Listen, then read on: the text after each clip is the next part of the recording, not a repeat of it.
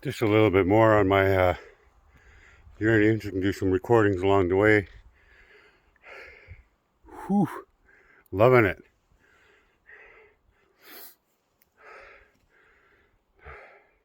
Like I mentioned before, this journey is, started off dedicated to my two brothers, Jeremy and Charlie. And I just want to say a little bit about my brother Jeremy's.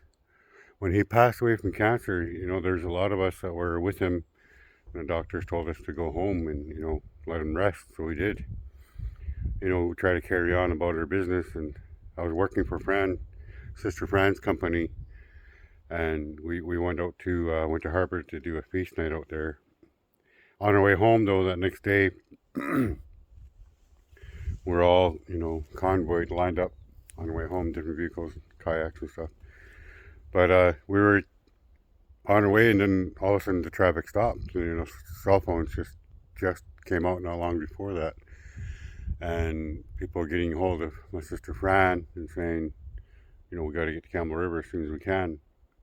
So we tried to. I mean, we all went down there, but by the time I made it down to see Rotuck, he was already gone.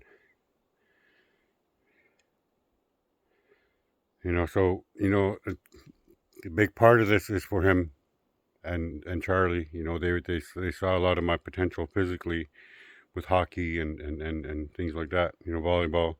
Jeremy always found ways of making me improve my game. So a big part of my life is from Jeremy and Charlie. They never judged me or criticized me at all. My choices, and I know I didn't make very many good ones in my lifetime. But having said that, attending memorial services for my brother Jeremy, the night before his funeral, the very night before his funeral, we were at the hall in Quatis Hall in Quatsino. I remember Carrie Lee came and approached me, my best friend. I remember she approached me and she said she was going to go to Nanaimo to pick up John Boy.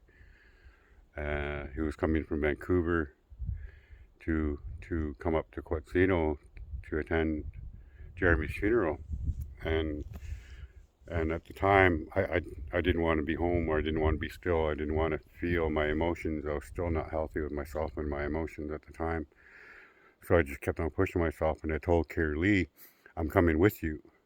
She goes, "Are you sure?" And I said, "Yeah, I can't be here right now, so I have to go with you." And so uh,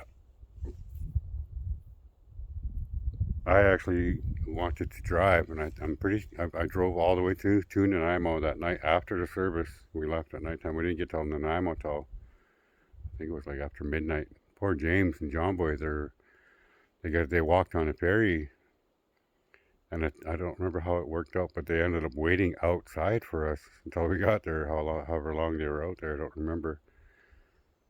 But John Boy, he had cancer. It's another one this is for John Boy, John Boy Nelson. But when we got to Campbell River, I drove to Nanaimo, picked him up, and I drove back to Campbell River, and Carrie Lee was saying, "You should get some rest." It's like 3 o'clock in the morning or something like that now. And I said, I said, "Okay." And I got in the back seat and laid down, and just as she's pulling out, getting in the driver's seat and the seatbelt on and stuff, and she started pulling out, and she put Paulette's music on. And Paulette's music, I stayed awake. So, you know, this is all for the effects that we all go through. The survivors, for all the ones who had cancer and we lost, for all the ones that are fighting cancer right now, and the ones yet to be diagnosed. This is for all of you. I love you all.